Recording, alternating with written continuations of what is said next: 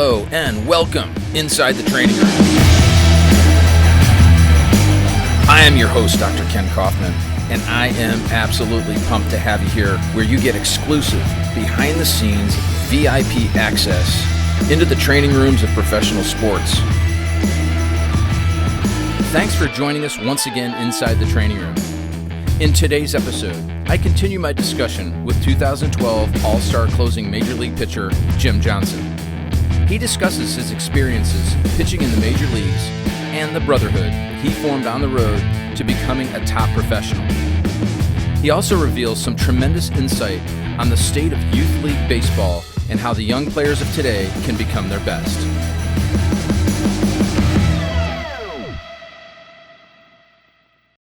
Now, so you progressed, obviously, in the 2008, 9 range. You started playing more, and got, you ended up. So in it was in 2010. You pretty much were there and had quite a few starts, or not starts, but you came in. I think 2008 was, I was basically thrown in the fire.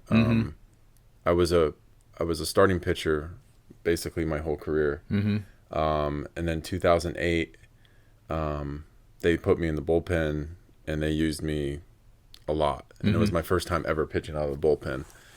And, it was good for me at the time to be there with certain guys. And there was a couple guys that really helped me understand how to pitch every, like as a reliever, you have to be able to basically pitch every single day. Yeah, right. And never having to do that, throw back-to-back days, throw 3 days in a row, throw 5 out of 6 days, and so on and so forth. And there are guys that I didn't pitch anything like. So it doesn't, the pitching philosophies or styles but these guys knew how to take care of themselves. And, like Cheryl was there and Chad Bradford and Jamie Walker. None of us threw anywhere near like each other. Yeah, right. But these guys, not only did they help me understand how to take care of myself, take care of my arm, prepare myself physically and mentally for the whole season, they also were kind of like the big brother, protectorate of me. There was, and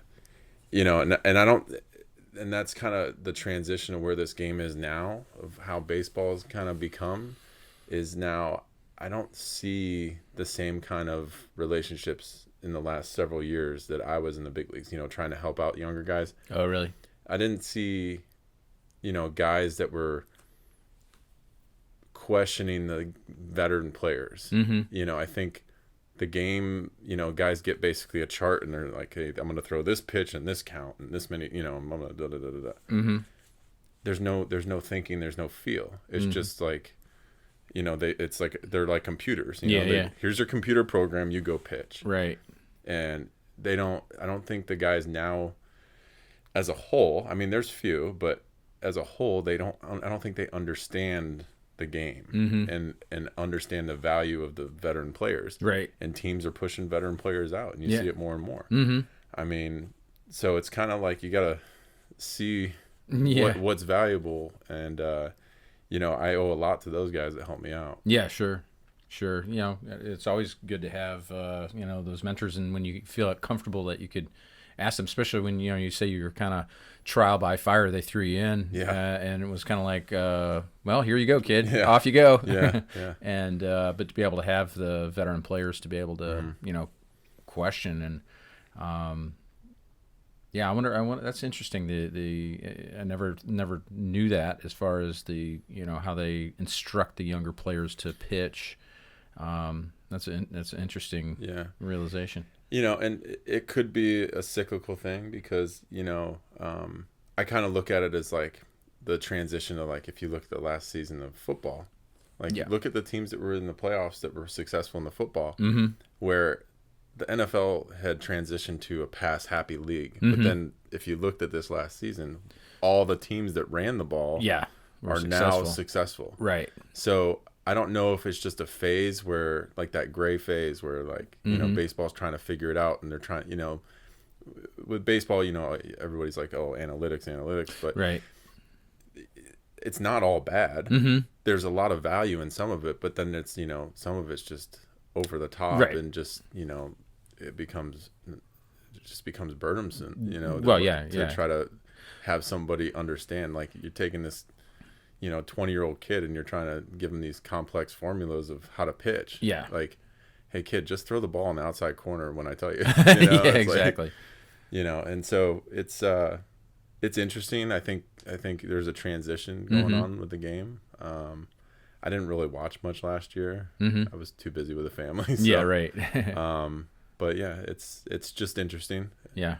Interesting to see how things progress. Yeah. And I would imagine that there's got to be, it is kind of like a pendulum that, it'll go real far one way and then kind of come back the other way. And, and I think that with any physically demanding activity, and it could be, running or trying to hit a fastball or trying to pitch, kick a soccer ball, there's got to be that feel for that activity and feel for the finesse of being able to not try to guide what you're doing, but just let it kind of flow. Yeah, it's like golfing, right? Yeah. Like when you're out practicing your golf swing, right? You're thinking of this, that, and the other, and then you're like, and then after a while, you're like chunking the ball this way, that way, and then all of a sudden, you're like, just hit the ball. Hit the ball, exactly. Hit the Stop ball. thinking about stuff.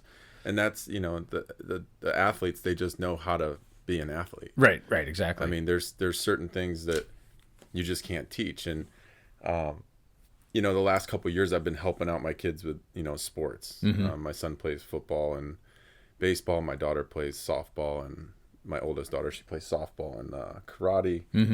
And there's just certain things that I see like from other parents, and they're so like on their kids about doing this, that, and the other, and sometimes these kids just go have them play. Yeah, exactly. Have them play and let them figure it out for themselves. Right.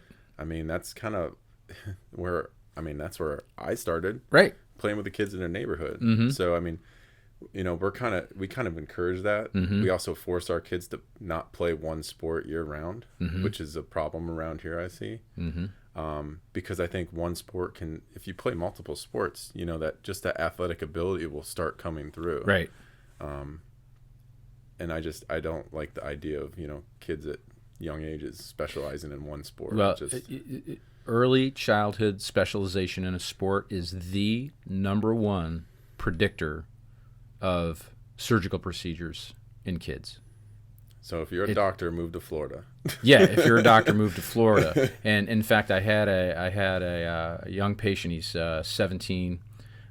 Came in to see me yesterday, and I've seen him on occasion, because he practices out of the facility that my office is. And he came in, and his shoulder's hurting him, and his elbow's sore.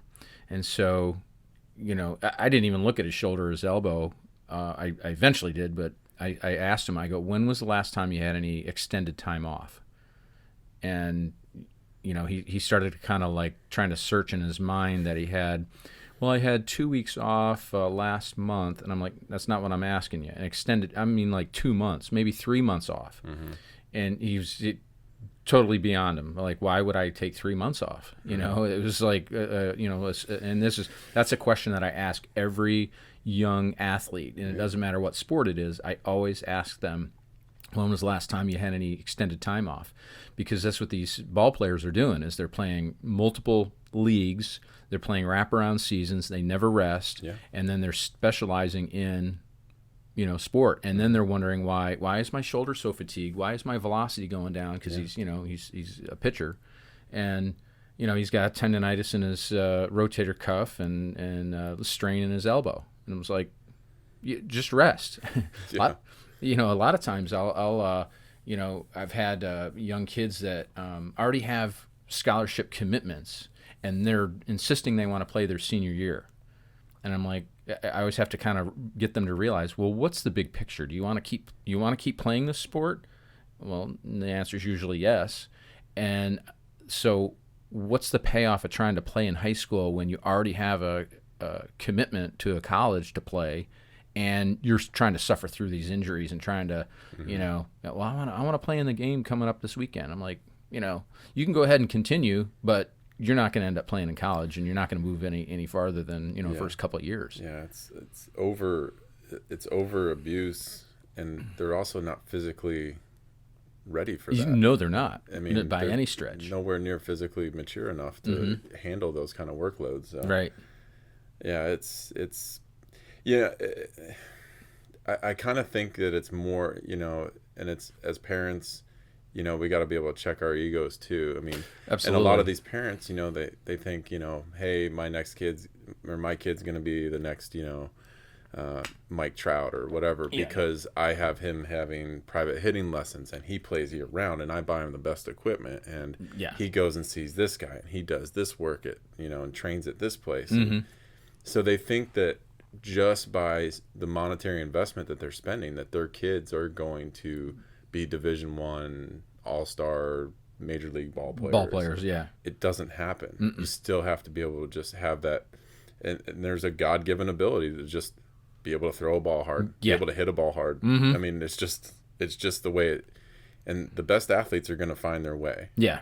But it can't be a forced thing. Yeah, exactly. Yeah.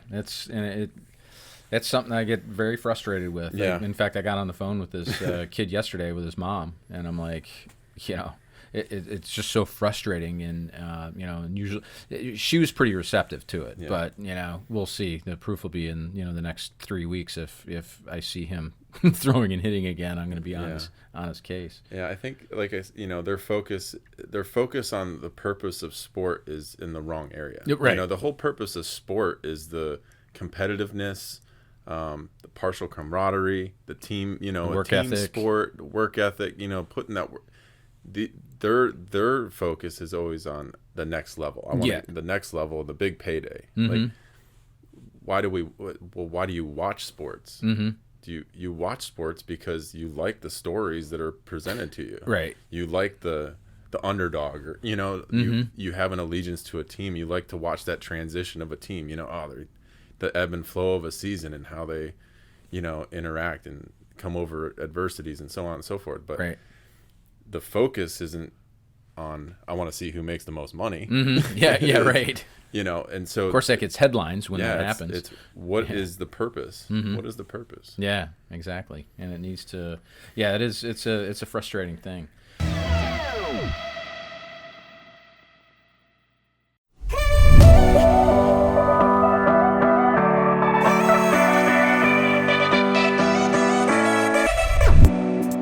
Thanks once again for joining us. Please check out the next exciting episode where Jim shares his experiences of his 2012 All-Star season and how it almost didn't happen. And he discusses why pitching in the All-Star game wasn't the most memorable part of the season. See you soon inside the training room.